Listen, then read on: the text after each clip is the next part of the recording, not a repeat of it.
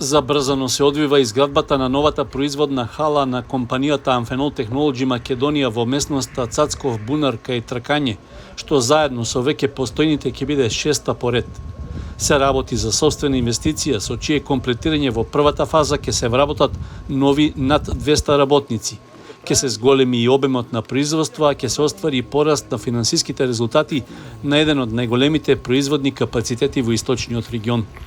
Увид во градежните работи направи премиерот Христијан Мицкоски, кој ја посети фабриката и изрази задоволство од успехот и на тамошниот раст на Amphenol. Станува збор за исклучително висока технологија со голема додадена вредност на производот.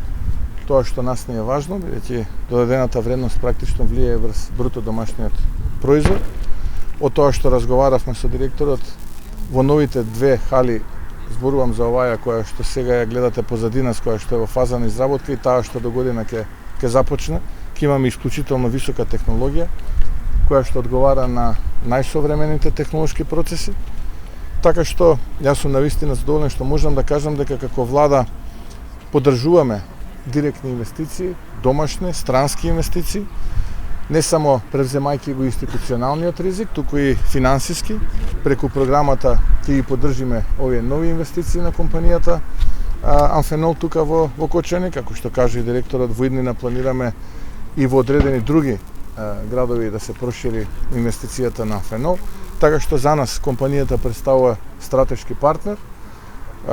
Приходите оваа година, ако не се лажам, директорот ќе доближа до 200 милиони евра, што не е малку, околу 200 милиони евра, што не е малку, тоа е огромна бројка.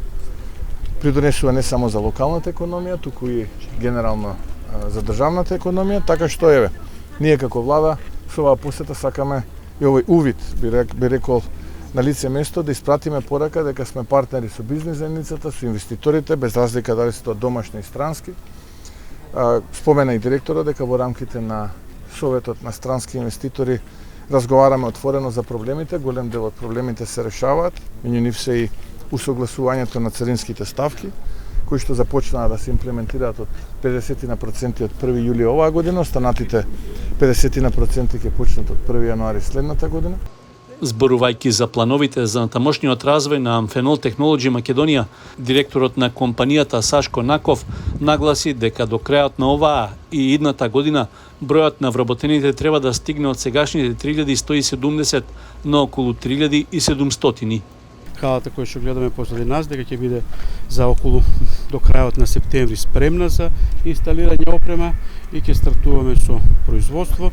Се надевам дека набрзо ќе можеме уште едно отприлика 200 вработени да вработиме овде, и за наредната година планот е уште нова хала со 3100 квадратни метри и околу 300 до 320 вработени. Со тоа 25 и 26 ќе ги заокружиме и мислиме дека ќе биде тоа заокружување на овој дел, оваа фаза од проектот, па после тоа разговаравме и со премиерот дека за идните и нови проекти кои што се ќе разговараме дополнително за да створиме соодветни услови за да можеме да растот, бидејќи Amphenol е корпорација која што има доверба во Македонија и во луѓето тука, и која што инвестира перманентно. Ние немавме застој ни за било која криза што се случила. Нашите бројки секогаш беа со раст и во ковид и во финансиски кризи.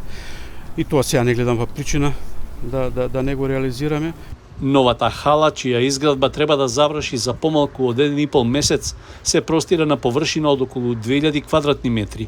Со тоа се комплетира производниот комплекс на Amphenol Technology Македонија на сегашниот простор кај селото Тракање.